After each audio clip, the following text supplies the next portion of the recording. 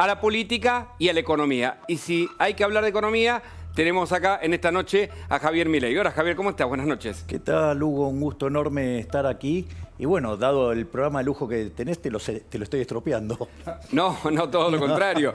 Javier, y decías que ustedes están con una explicación sobre la macroeconomía y la microeconomía, en donde el análisis es muy crítico terminando este año, y en donde el efecto rebote, aquel que vos hablaste hace algunos meses, no sé si va a llegar en el próximo. A ver, es cierto lo que vos decís. Argentina está atravesando el peor año de su historia, tanto porque tiene la peor crisis económica, social y obviamente la crisis sanitaria, que lo pone a este gobierno en la categoría de un gobierno genocida, un gobierno asesino, que por no dejar de robar asesinó a 33.000 personas. ¿Asesinó, decís vos, literal? Sí, claro, porque a ver, ¿cuál es el método científico para combatir una epidemia? Básicamente se llama SIR, el modelo, que quiere decir susceptibles, infectados y removidos, y el truco fundamental está en hacer testeos masivos. ¿Y acá por qué no se hicieron testeos masivos? Porque con los testeos no podían robar porque habían que importarlos y eran licitaciones transparentes. Entonces, como no quisieron dejar de robar, terminaron asesinando a 33.000 personas. Este gobierno que tanto, digamos, hace Araraca con su lucha por los 30.000 desaparecidos que nunca los logran probar, ¿sí? Bueno, encima, como si todo eso fuera poco, en un solo año mató más que lo que la dictadura en 7, lo que ellos declaran. Por lo tanto, digamos, estamos en un desastre sanitario, además. Y lo otro es que, si bien todo el mundo está mostrando una recuperación en B corta y Argentina mostró eso, ¿cuál es el problema? Es que nos va a ser muy difícil volver a los niveles iniciales. ¿Por qué? Porque el modelo de cuarentena cavernícola impulsado por Alberto Fernández de Kirchner, alias el fantoche o el títere, sí, básicamente, ¿qué es lo que hizo?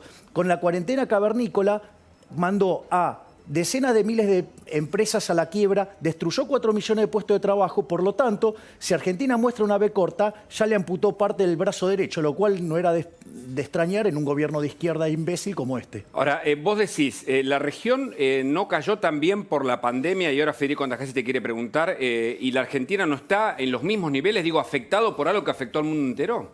No, a ver, lo que hay que comprender es lo siguiente. A ver, el mundo está cayendo entre 3 y 4%. Sí. Argentina va a caer 12, entre 11 y 12. Bueno, entonces, digo, está mucho peor. A ver, en el mundo el desempleo subió. ¿Sí? Por ejemplo, en Estados Unidos llegó a tocar el 13%, ahora está en 6,5%, cuando arrancó en 4,5%. Ahora, Argentina, cuando vos corregís los números, la tasa de desempleo no es 13, es 29%. Es decir, los niveles de pobreza en Argentina son estrafalarios, están llegando al 50%. En el país de los alimentos hay 4,5 millones de argentinos que no les alcanza para comer.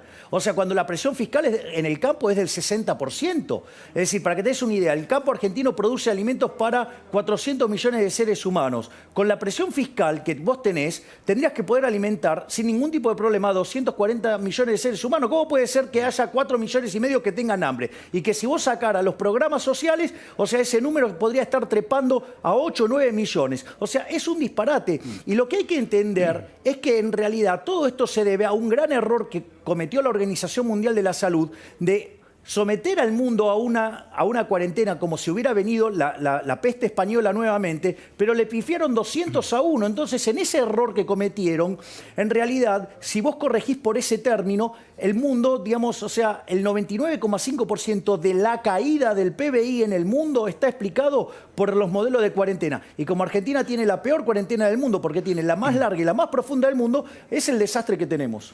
Javier, a ver, yo quiero ir al hueso de la cuestión, porque hay algo que tiene que ver con la esencia de la democracia y con la república. Hay mucha gente que dice, y esto yo te lo transmito, estos tipos no se van más, así, textual, comillas, estos tipos no se van más. Por una parte, vos ves que están avanzando sobre la justicia electoral, ya tienen un juez electoral, ahora quieren poner a Ramos Padilla, ¿no es cierto? Nada menos que Ramos Padilla. Bueno, tenemos modelos, el modelo más cercano es Venezuela. Hay gente que suele subestimar, digamos, que Argentina pueda ir hacia ese destino. Yo no lo subestimo. Ahora bien, más allá de las cuestiones económicas, ¿cuál es la estrategia? La estrategia para que haya alternancia en la democracia y esta gente, como dijo Máximo Kirchner, que dijo poco menos, que no se van más. Sí, la estrategia además económica, digo, ¿no? Javier, me parece que por ahí Sí, hay una las dos explicación. cosas, ¿no? Las dos cosas, porque como él está ahora participando más activamente en política, me gustaría saber cuál es la visión de las dos cosas, la economía y la política. A ver, el primer punto es que yo comparto plenamente contigo, Federico, en que este gobierno tiene vocación totalitaria. Este gobierno tiene vocación totalitaria y además ni siquiera la oculta. O sea, lo hace explícito, punto uno. Punto dos, también comparto tu visión sobre lo que tiene que ver en lo económico hacia el modelo venezolano. De hecho, cuando vos tomás lo que es el modelo del Foro de San Pablo, las premisas del Foro de San Pablo, no es que Argentina no tiene plan. Argentina lleva al pie de la letra el plan del Foro de San Pablo y ahí otra vez... Digo, che, le estoy tirando demasiados centros a Federico. Todo lo que dijo está bien y se lo estoy confirmando. No, pero... O sea, es una preocupación de la gente. No, pero además, Javier, es importante lo que decís. Yo lo quiero llevar a la economía, que es tu especialidad, porque en algún momento incluso vos contás cómo pasás de una visión keynesiana de la economía al liberalismo del que sos parte. Pero, digo, ¿hay detrás este modelo castro-chavista que muchos señalan, detrás del modelo económico del actual gobierno? Es que sí, efectivamente. Ahí quiero mencionar también en línea con lo que había dicho Federico. A ver, el primer punto es, dice, no, Argentina no es Venezuela. Bueno, yo te cuento que en Venezuela decía, nosotros no somos Cuba. Ah, exactamente. Están peor que Cuba. A ver, ¿qué dejó el modelo chavista? De ser un país que tenía $1 millón per cápita en su suelo, Sí. tiene una cantidad de personas que se fueron del país enorme. Las personas perdieron en promedio 10 kilos de peso. Perdón, esos datos vos los tenés de estudios, me imagino. Sí, son seguís. públicos. Sí, son públicos. Es más, en los últimos 6 años el PBI cayó 70%. Tienen 96% de pobres, 80% de indigentes. Es decir, es una catástrofe. Y Argentina, pero en algunas cosas hasta copia las políticas y hasta les copia el nombre. A ver, Javier, vos decís que la economía argentina, tal como va, requiere de un sector de la población del auxilio del Estado y por eso cierra este modelo. ¿Esto es lo que estás diciendo, en definitiva? No entendí la pregunta ahora. Es decir, que hay una cantidad de gente cada vez más fuera del sistema que requiere cada vez más ayuda del Estado y que de ese modo son clientes de los gobiernos de turno. Esto es lo que Bien, ese es un buen punto, porque eso tiene que ver con el desarrollo del aparato clientelístico. Ahora, pero fíjate esto es muy interesante. Fíjate que el gobierno, porque una de las cosas que dejó el tema de la pandemia y las cuarentenas que se fueron haciendo, Sí. es que dejó en claro la vocación totalitaria de algunos gobiernos y cómo, digamos, a los gobiernos con perfil totalitario les gustó avanzar sobre las libertades individuales. Al gobierno actual, cuando entregó 8.970.000 IFES, estaba feliz de la vida, porque dijo, acá tengo 8.970.000 votos.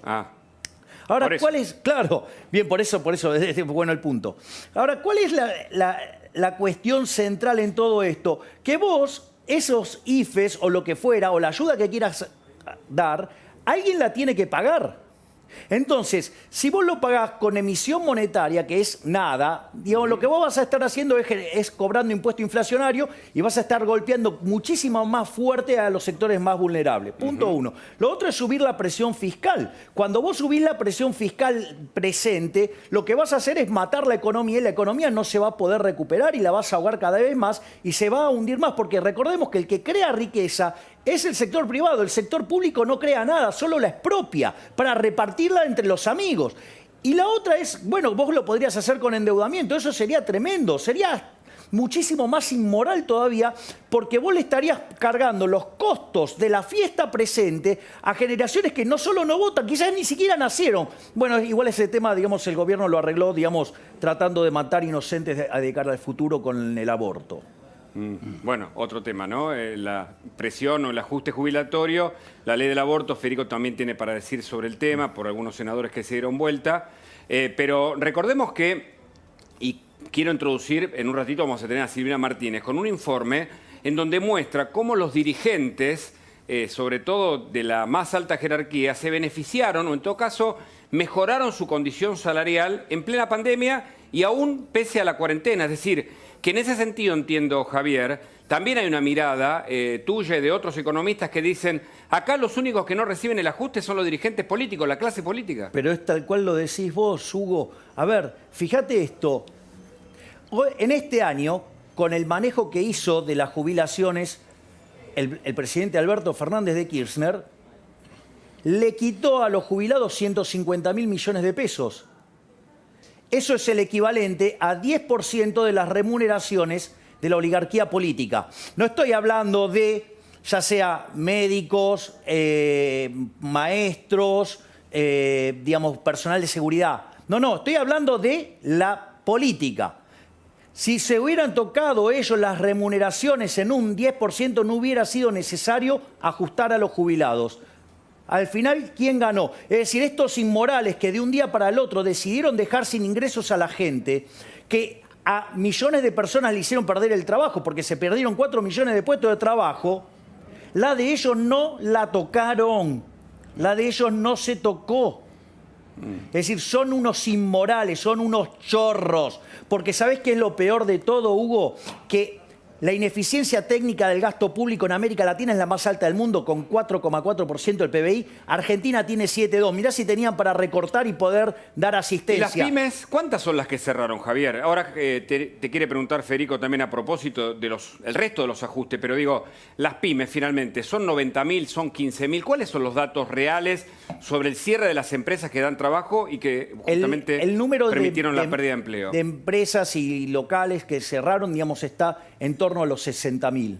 Tremendo. O sea, y perdiste 4 millones de puestos de trabajo. Es mucho, Entonces, es mucho. 9 locales por cuadra se calcula. 9 locales por cuadra. 9 locales en las zonas comerciales. Entonces lo que vos estás es frente a una catástrofe. Dejaron sin ingresos al sector privado. Y el punto es, ahora, cuando había que pagar impuestos, ¿con qué lo ibas a pagar? Ahí empezaron a entender de qué se trataba la restricción de presupuesto, que de algún lado los recursos vos los tenés que sacar. Y esto vuelve a la primer parte de esta reciente pregunta que hiciste, Hugo. Sí. Y el problema es que, de vuelta, si yo no tengo sector privado que lo genere, ¿cómo voy a poder pagar impuestos? ¿Con qué voy a poder pagar el gasto público? Es decir, y si yo quiero llevar esa ridiculez al extremo, ¿qué tengo? El comunismo. ¿Y qué pasó con el comunismo? Fue un fracaso en lo económico, en lo social, en lo cultural, y además asesinó a 150 millones de seres humanos. ¡Qué maravilla el gobierno populista de Alberto y Cristina! Vos sabés que, Hugo, comentábamos Sí, fuera sí. de aire, Claro. que pues, son interesantes esas conversaciones fuera de aire. Yo quiero retomar ese tema, ¿no? Pareciera ser, efectivamente, que empieza a haber como un perfume antipolítica. Yo decía parecido al 2001, Javier me decía peor que el 2001. ¿No puede ser peligrosa esa sensación, ese sentimiento? Y de cara a eso, quiero decir, vos, con el grupo político que estás formando, ¿cómo te parás frente a la reacción de la gente? A esta indignación, finalmente, que produce este dispendio de dinero por parte de la política. Bueno, a ver, lo primero es que el dispendio de la política, digamos, lo paga el sector privado. Es decir, cuando a vos no te llega el sueldo a fin de mes porque tenés demasiado Estado. Digo, primer punto. O sea, no solo eso, sino que además es muy correcto lo que están mencionando, Federico, que es el sentimiento antipolítica. La verdad es que es un dato.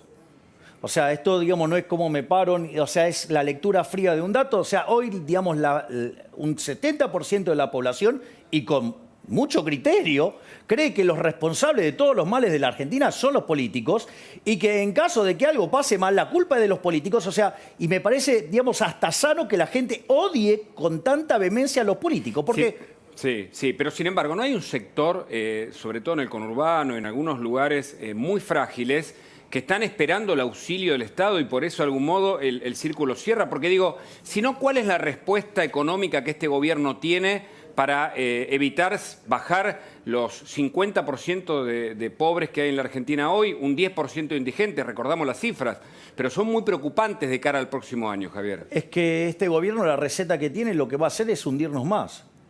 O sea, el gobierno, la receta y los economistas con los que se rodea, lejos de sacarte de ese círculo vicioso de la pobreza, te mete más ahí adentro. O sea, no, digamos, o sea, es más, la perversión de este gobierno es muchísimo más grave y esto es lo que podría estar Digo, esta es la parte más grave, que es lo que podría estar detonando el estallido social. ¿Vos pensás que puede pasar eso? Hoy están dadas las condiciones, digo, desde lo económico, que vos sos el especialista. Están dadas en lo económico y están dadas en lo social. Falta el componente político. Sí. Un error político podría llevar a eso. A ver, Argentina tiene que empezar a hacer frente a los pagos del Fondo Monetario Internacional. Sí. En los próximos 3 años. ¿Cuál es el modelo de Guzmán, el modelo de este gobierno? No garpar a nadie, tirar la pelota para adelante. Ahora, hacer eso con el Fondo Monetario Internacional implica que necesitas un crédito de facilidades extendidas. Sí. Para hacer un crédito de facilidades extendidas vos tenés que hacer reformas estructurales y un ajuste fiscal. Sí. La pregunta es, ¿este gobierno tiene vocación de ajuste fiscal? No. ¿Tiene vocación de hacer reformas estructurales? No. De hecho, la que está haciendo el sistema previsional, en lugar de contribuir a la mejora del sistema, lo va a empeorar muchísimo más, lo va a dinamitar y va a comprometer el crecimiento futuro, lo va a destrozar. Pero eso es parte de otra discusión. Sí. Pero vos fíjate esto, ¿en dónde está pensando ajustar el gobierno? ¿En dónde? A ver. En los IFE. Ah. Es decir, Aquello que te dio como auxilio por un lado, ahora sí, te lo quita. pero agarró, quebró las empresas, te dejó sin laburo y ahora te quiere sacar los IFE. Ah, con los ATP decís vos. No solo los ATP, estoy hablando de los IFE, el ingreso familiar de emergencia. Sí, sí, sí. Te lo quiere sacar, digo, en lugar de ajustar a la política, Sí. en lugar de ajustar donde está el robo, no, ajusta sobre la gente porque la de ellos no se toca. Y cuando hagan eso, vos dejaste a las personas sin laburo, quebraste empresas y ahora le vas a dar la asistencia. Listo, está todo servido para que esto estalle mal. A ver, para hablar de lo político, tenemos a alguien que conoce y mucho de esto y es Rosendo Fraga. Entiendo que está conectado con nosotros. Lo saludo y le pregunto, ¿qué escenario político ve de cara al próximo año? Acá Javier Milei habla de los ajustes. Ayer se votó la reforma previsional. Hola, Rosendo, buenas noches. Sí. ¿Qué tal? ¿Cómo te va? Un gusto saludarte. ¿Qué ves de cara a lo político en este escenario? Primero, si es de gobierno bifronte o no. ¿Y qué capacidad tiene política el gobierno con 3 años por delante? Bueno, yo te diría, bifronte es, y creo que va a seguir siendo, ¿no es cierto? El oficialismo tiene un tema de liderazgo y manejar un gobierno, una coalición, cuando el vicepresidente tiene tanto poder político, es difícil. Eso para mí sigue, eso no se resuelve. Ahora, la elección de 10 meses hasta la elección de octubre es muchísimo tiempo. Muchísimo tiempo. Y muchas cosas pueden pasar y muchas cosas pueden cambiar. Lo que sí yo te diría, que desde el punto de vista de la política, ganar una elección legislativa en la Argentina es ganar por un voto la provincia de Buenos Aires. ¿Te acuerdas que en el 2009 perdió el kirchnerismo? Porque perdió la provincia de Buenos Aires con Narváez. Claro. A nivel nacional, más votos, pero... 2013 perdió el kirchnerismo porque Massa ganó la provincia de Buenos Aires, aunque a nivel nacional tenía más votos. Sí. Y ganar, acuérdate, en la legislativa en el 17, Cristina perdió por 2 puntos la provincia, pero eso fue perder la elección nacional. Y además nosotros tenemos cultura de medir por cantidad de bancas un resultado electoral en la provincia. Lo medimos por un voto. Por eso, el acto del 10 en La Plata de Cristina estuvo apuntando a ese punto. En este momento toda la estrategia de gobierno va a ese punto.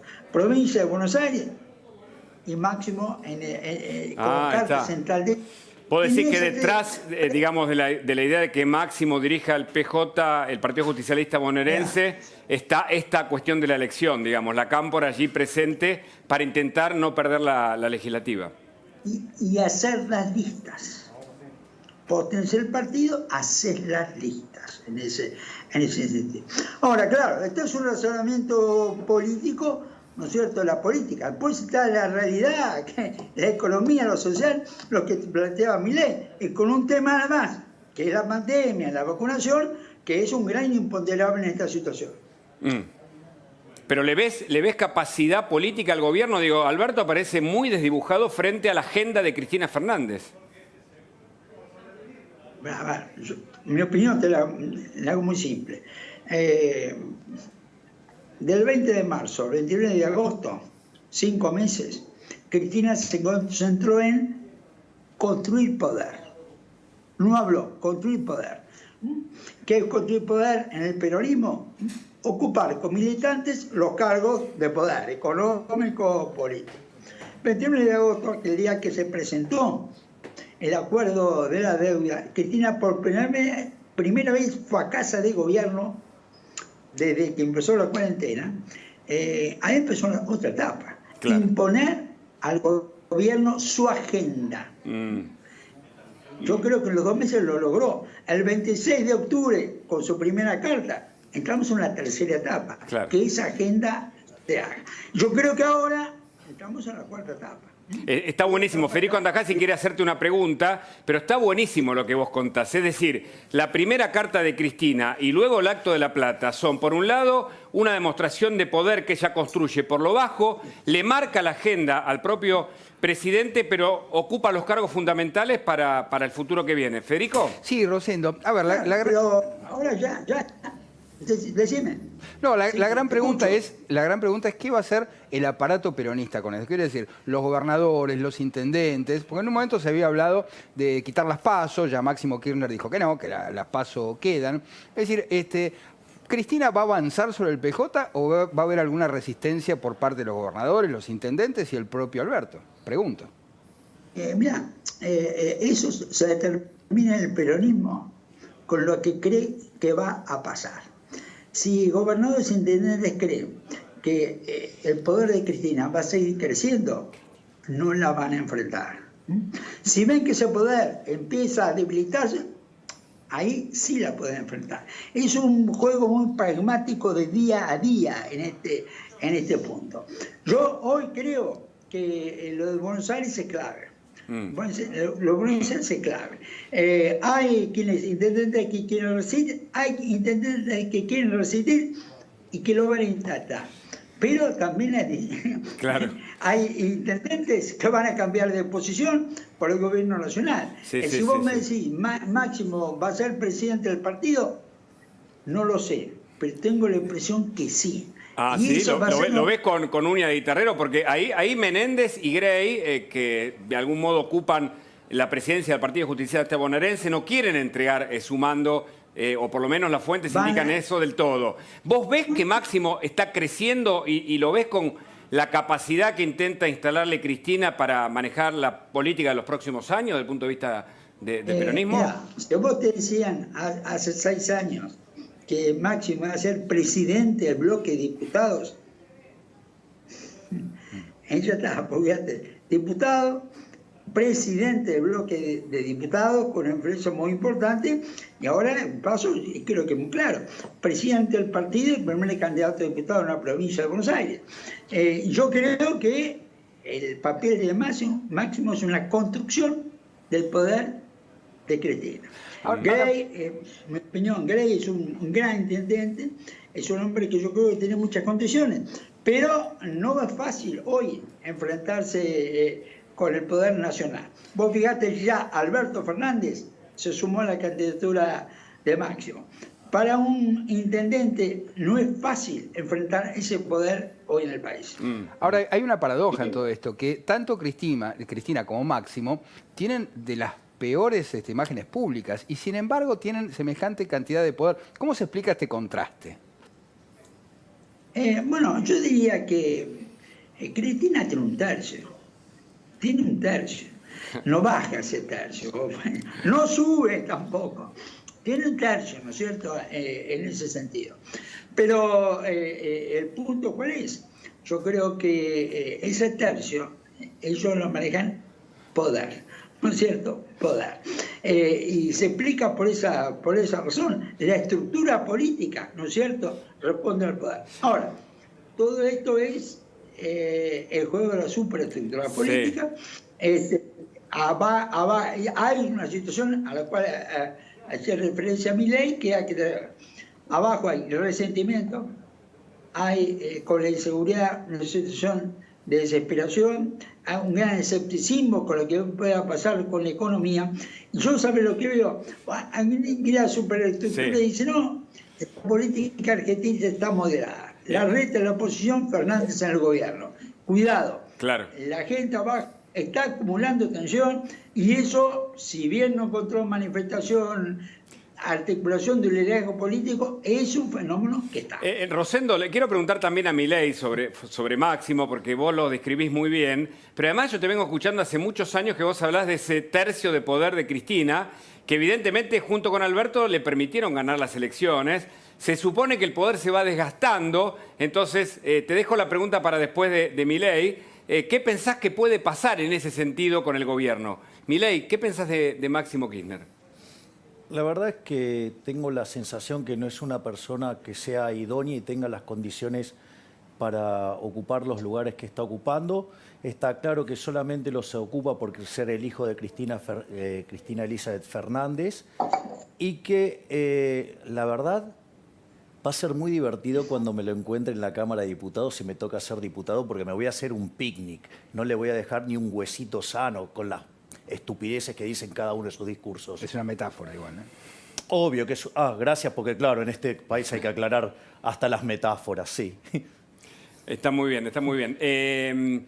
Digo, ese tercio de poder que ostenta Cristina Fernández, incluso en silencio, ¿se ha acrecentado con el gobierno actual o pierden fuerza por la mala gestión, Rosendo? No, mirá, ese tercio es un tercio firme, ¿no es cierto? No es un tercio que vaya a variar con la situación.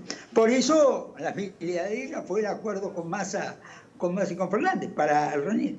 Mirá, la unidad del peronismo operativamente es un tema muy importante para ganar elecciones. Claro. Es una realidad. Para ganar elecciones, ¿no es cierto? El peronismo perdió el 13, perdió el 15, perdió el 17. Las 3 elecciones que perdió el peronismo, desde el punto de vista de la política, se explican por la división del peronismo que produjo Massa. Así, cuando este es el punto. Eso no quiere decir que no se le pueda ganar, sino que ganar al peronismo dividido es mucho más fácil que ganarle unido, aunque esto parezca obvio. Claro, y en gran medida seguramente eso dependerá de la oposición. Gracias, Rosendo, una vez más por iluminarnos este espacio con tu análisis político. Dale. Bueno, y hablando de política, hablamos de la clase política, porque en medio de la pandemia, en medio de la cuarentena, del desastre económico que nos describe Milei y otros analistas, la clase política parece que no perdió plata. Y Silvina Martínez lo cuenta con datos precisos. Hola Silvina, ¿cómo estás? Buenas noches. Hola, ¿qué tal? ¿Cómo están? Bueno, sí, efectivamente, mientras que en otras partes del mundo las autoridades del Poder Ejecutivo se bajaron sus sueldos en un gesto frente a la pandemia, acá en Argentina esto no sucedió y si bien el gobierno anunció que iba a congelar los salarios, vemos que experimentó un aumento. Aclaro, los salarios que tenemos son los de septiembre del 2020 porque no están actualizados los de diciembre, no sabemos si no recibieron más aumento, pero aún chequeando lo que son los salarios de septiembre frente a los de diciembre del 2019, gestión de Macri, vemos que recibieron un aumento entre el 4 y el 7%. Vos dirás, es poco, pero cuando veas la cifra de lo que ganan el presidente, vicepresidente, ministros, en esta realidad y lo que decía el presidente de la Nación de que no podía bajar su sueldo porque vivían de esto y estaban disponibles las 24 horas, bueno, ahora vas a entender por qué con los salarios que tenemos. Vamos a las placas entonces. Mirá, dale, el presidente de la Nación, Alberto Fernández, cobra 354.694 frente a 326.985 que cobraba Macri. Esto es comparativo, te reitero, septiembre. Sí, 2020. Datos oficiales, sí, claramente. Exactamente. Mira Cristina, ayer lo dijimos, 328.419 cobra Cristina frente a los 302.763 que cobraba Gabriela Michetti. El jefe de gabinete, Santiago Cafiero, ¿cuánto cobra? 312.657 pesos frente a 288.230 de Marcos Peña. Los ministros en el 2020, 312.000 pesos 646 frente a 288.222 en el 2019. Los últimos son estos secretarios que tienen rango de ministro, legal y técnica, general de la presidencia, de asuntos estratégicos, que en el 2020 están cobrando también lo mismo que un ministro, 312.000 pesos. Ahora, vos sabés que hay un reclamo muy fuerte por parte del CONICET, ¿no? Este gobierno se dice un gobierno de científicos, pero no cobra, no gana como los científicos, y el CONICET está reclamando porque el aumento que reciben los becarios, lo mismo que la planta del CONICET, es mínimo un 7%. Que es donde se produce conocimiento, en definitiva, donde más se debería gastar o en todo caso invertir. Exactamente, los científicos, más en un año como este, pero bueno, hay de todas las ramas. Mirá cuánto gana un sueldo básico CONICET. ¿Quién ingresa a la carrera de investigación? Categoría asistente, 9.000 pesos de básico. Qué bárbaro. Mirá lo que gana un profesional asistente, 6.780 de básico. A esto le suman antigüedad, horas, etcétera. Pero digo, fíjate la diferencia. ¿Cuánto están ganando los políticos y cuánto está ganando los científicos? No sé cuántas veces más, pero de 10.000 a 300.000 hay varias veces de diferencia o mucha diferencia de ingresos entre un funcionario y un investigador. Y ahí es donde también se explica por qué la Argentina está como está, Silvina. Exactamente, y además el doble discurso que decís que no se aumentan los salarios, cuando vemos los números oficiales, se aumentaron los salarios, igual que los trabajadores públicos, la diferencia es lo que gana cada uno, ¿no? Silvina, muchas gracias como siempre. Gracias. Javier Milei, mirabas los sueldos con atención de los funcionarios, el aumento que recibieron en este año, ¿y cuál es tu opinión? Que muchos de... A ver, porque el problema no es necesariamente de repente la remuneración per se. El problema es la realidad. El señor jefe de gabinete, Cafierito tercera generación, ¿está en condiciones de mercado de ganar eso? Yo creo que, digamos, o sea, Cafierito no aplica ni para cadete, o sea, con perdón de los cadetes, por favor. O sea, creo que, digamos... ¿Pero por qué decís? ¿Porque no está preparado? ¿Porque no lo ves en condiciones? Y la verdad que no se lo ve con lo suficientemente lúcido en lo intelectual como para llevar a cabo un cargo como el de jefe de gabinete. Digo, y eso lo podría decir en varios de los distintos figuras del gobierno. O sea, hay gente que verdaderamente, no sé, ocupa... a ver, Culfas. Culfas es una persona que no puede sumar ni con un ábaco. ¿Sí? Digo, el ministro Guzmán, digamos, ha probado ser un absoluto incompetente. Pero no logró un acuerdo con los bonistas. Pero de vuelta, Hugo, a ver, digamos, o sea, y ahora no lo digo yo, y digamos, y no es alguien con que me resulte simpático porque es keynesiano.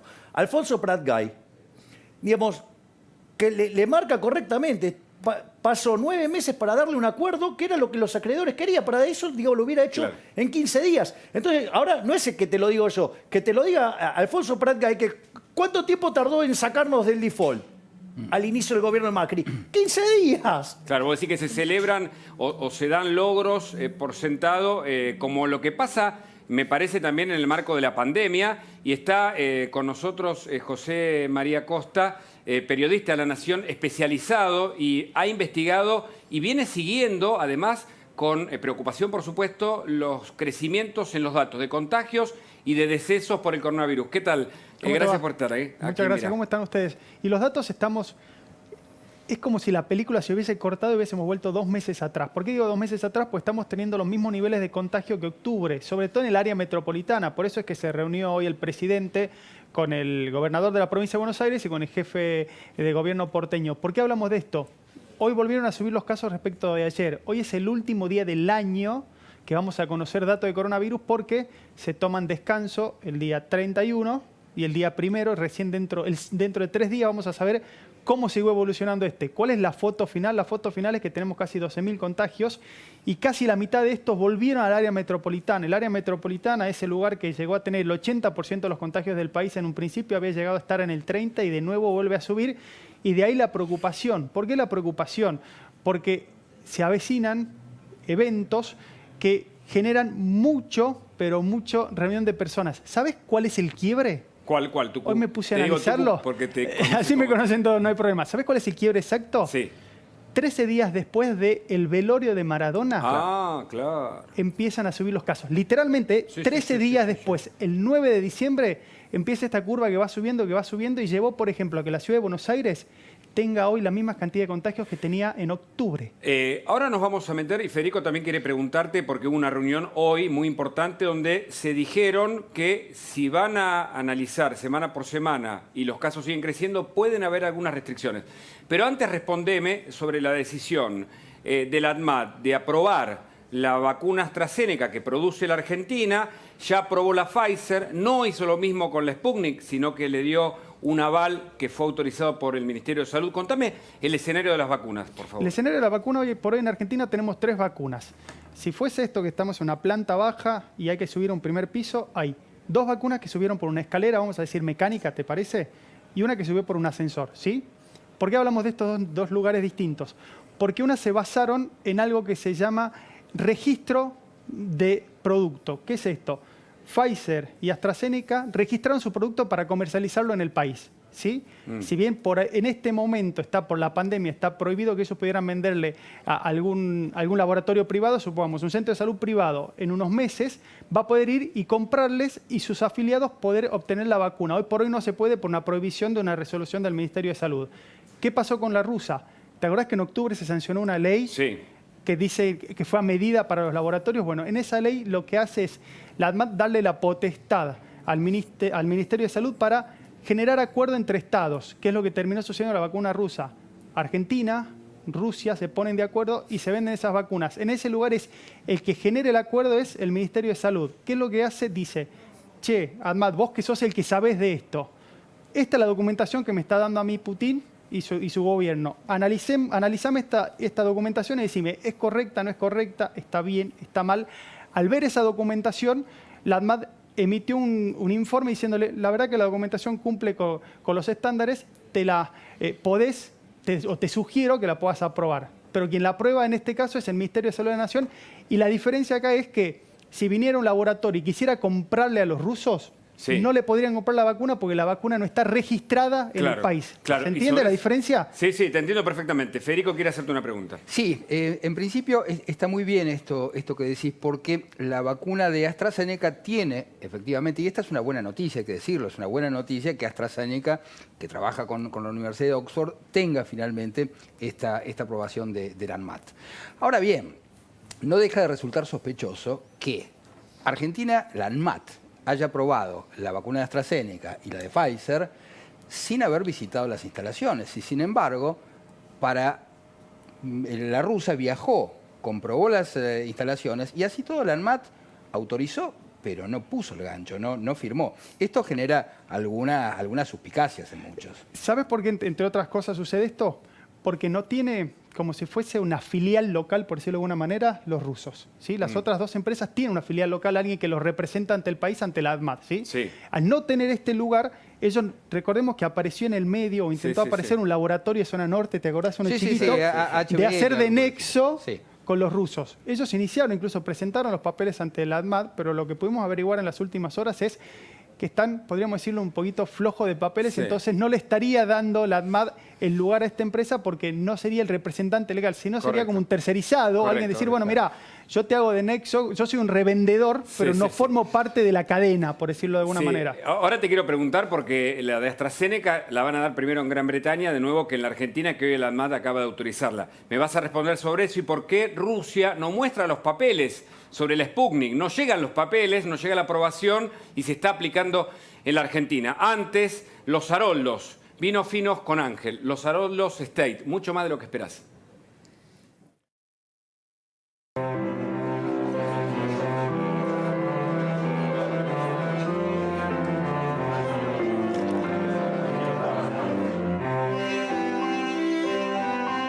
Los Haroldos State, mucho más de lo que esperás. Uno de los intendentes que, además de estar en uno de los distritos muy poblados de la capital, pero que tiene buen diálogo con todos los sectores del gobierno, pero mucha actitud pública para hablar, es Diego Valenzuela, de 3 de febrero, está con nosotros y le queremos preguntar cuál es el comportamiento allí, cómo se está viviendo la cantidad de infectados que parece crecer en las últimas horas, si hay un rebrote, si puede haber medidas restrictivas para las próximas semanas. Diego, buenas noches, gracias por estar. ¿Qué tal, Hugo? Un gran abrazo para vos y para todos. Feliz año. Gracias. Bueno, desde ya estamos muy atentos a esta situación. Estamos conviviendo con el virus, esperando que la vacuna se difunda, se amplíe. Recién se ha vacunado a algunas personas, trabajadores de salud en algunos hospitales. Necesitamos información y transparencia con la vacuna para que la población esté tranquila. Y mientras tanto sí vemos que lo que era una curva que antes bajaba permanentemente, la curva, empezó a mesetarse y con una leve tendencia a subir. Nos preocupa justamente lo que es el momento del año, las fiestas, es muy importante que pasemos la cena de Año Nuevo con responsabilidad, al aire libre, con tapabocas, solo sacárselo para comer. Lo mismo el verano, en el verano es natural por el turismo, por ir a una plaza, que haya más circulación. Así que ojalá no tengamos que cerrar nada, yo creo que hay que convivir con el virus, pero para eso necesitamos seguir cuidándonos hasta que la vacuna amplíe su efecto en toda la población. ¿Se están aplicando la Sputnik en el personal de salud en 3 de febrero? Han empezado en los hospitales, por ejemplo, el otro día en el Posadas, acá en Morón, que está muy cerca de 3 de febrero, y están arrancando con los hospitales y también provinciales, en este caso, y también hablando con los municipios para organizar los operativos para cuando haya vacunas en cantidad. Estos operativos se harían en escuelas y hay una población objetivo que es, además de todo el personal esencial, aquellos que tienen más de 18 años y que tienen alguna enfermedad. Te quiero llevar a la política, inevitable, preguntarte por las fotos, pero preguntarte por lo que dijo Máximo al referirse a María Eugenia Vidal. Lo escuchamos. Tantas recomendaciones que he escuchado recién, reflexionen también por qué perdieron. ¿Por qué perdieron? ¿Por qué perdieron si tenían el Fondo Monetario? Por favor, diputada, si tenían un Fondo Monetario que le daba 44.000 millones de dólares. ¿Por qué perdieron si los 2 diarios más grandes de la Argentina decían que era la gestión más exitosa de la Argentina y que en la gobernación de la provincia de Buenos Aires había una leona? 20 puntos de diferencia le sacamos a la leona en la provincia de Buenos Aires. Eso es la falta de gestión, la falta de sensibilidad, la falta de entender lo que le pasa a la gente. Entonces, pueden gritar. Silencio, diputado. No hay problema. Diputado, no entiendo por qué a usted hay que escucharlo y usted no escucha y habla cuando los diputados hablan. La verdad, el respeto es no me escuchar al sorprende otro nada. también. ¿Saben qué? Griten todo lo que quieran. Insúltennos todo lo que quieran, porque es la mayor certeza también de que la próxima elección se la vamos a volver a ganar. Carecen de argumentos, les sobran insultos. Entonces... Valenzuela, ¿qué opinión sobre la declaración de Máximo Kirchner sobre María Eugenia Vidal? Bueno, primero diría que la provincia de Buenos Aires fue gobernada por el peronismo durante décadas. María Eugenia Vidal creo que produjo avances en la gestión pública provincial y también transitó una etapa de mucha crisis económica y lo pagó en lo electoral. Más allá de eso, lo que diría como idea general, Hugo, que justamente lo que no necesitamos es declaraciones como estas. El bonaerense necesita soluciones, no ideología, fanatismo, enojo, chicanas. Necesita trabajo y no planes. No quiere ir a la ANSES a pedir un subsidio, quiere llevar el trabajo y no planes. PYME. Exactamente. Y el otro día yo escuchaba a nuestro gobernador enojado por unas declaraciones del exministro Labaña, que a mí me parecieron muy pertinentes, porque Labaña está hablando de las condiciones para crear trabajo, y yo creo que la inclusión laboral es el tema número 1. En lugar de enojarse, lo que hay que hacer es ponerse a trabajar en acuerdos estratégicos para crear condiciones para el trabajo y no espantar más la inversión. Quiero sumar a Fernando Iglesias porque estaba allí presente cuando habló Máximo Kirchner. Si me permite también Diego Valenzuela, lo invito a la conversación para que dé su opinión. ¿Qué tal, Iglesias? Buenas noches. ¿Qué tal, Hugo? ¿Cómo te va?